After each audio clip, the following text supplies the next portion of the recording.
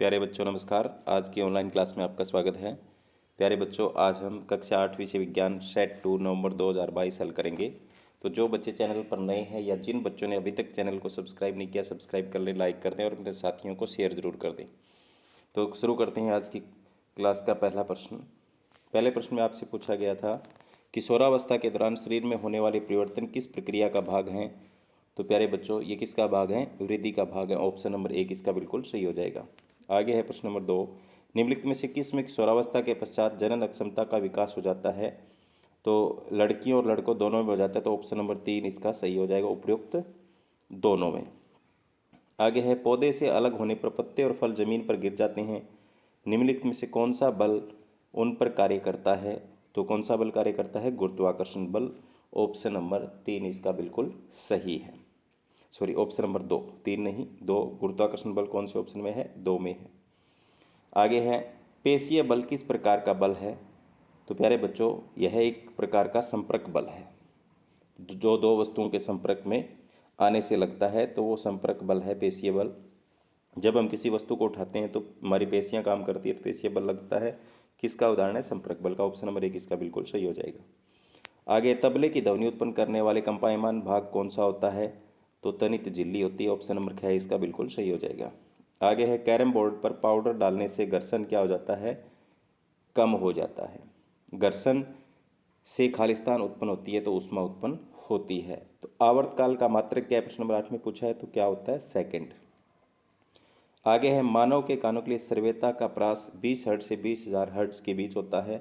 ये बात बिल्कुल सही है, तो सत्य पर टिक करेंगे। आगे प्राश्रव्य तरंगें मनुष्य द्वारा सुनी जा सकती है, नहीं सुनी जा सकती, तो असत्य पर टिक करेंगे। आगे है अंतरिक्ष में अंतरिक्ष यात्री एक दूसरे के करीब तैर रहे हैं, क्या वे किसी विशेष उपकरण का उपयोग किए बिना एक दूसरे से बात कर सकते हैं? कारण बताइए।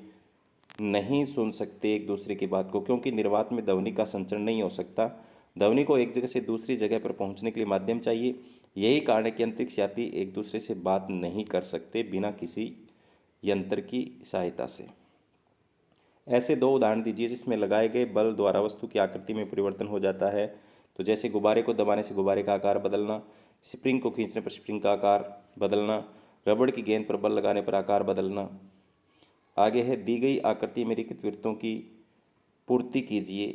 तो यहाँ पर आप देखो, पहले में यहाँ पर मादा और दूसरे में नर दिखाया हुआ है। तो जो मादा है उसके जो युग्मक बनेंगे एक्स और एक्स बनेंगे, और नर के युग्मक बनेंगे वो एक्स और वाई बनेंगे। तो यहाँ पर ए के अंदर एक्स एक्स युग्मकों का मिलन हो रहा है, निषेचन हो रहा है, ऐसा युग्मन हो रहा है। तो यहाँ पर ए में लड़की बनेगी और बी में क्या बनेगा? लड़का एक्स वाई बन रहा है।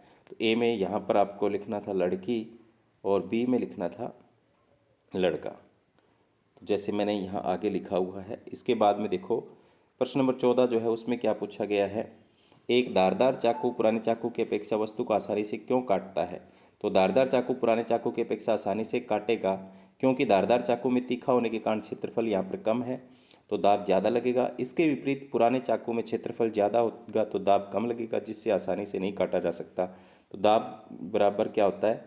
बल बटा क्षेत्रफल होता है। दाब व्युत्क्रमानुपाती होता है क्षेत्रफल के। अगर क्षेत्रफल बढ़ेगा तो दाब क्या होगा? घटेगा। अगर क्षेत्रफल कम होगा तो दाब बढ़ेगा। तो जो धारदार चाकू है वहाँ पर क्षेत्रफल कम हो रहा है तो दाब बढ़ेगा, इसलिए हम उसको आसानी से काट सकते हैं। तो प्यारे बच्चों, आज के पेपर में यही 14 प्रश्न आपसे पूछे गए थे।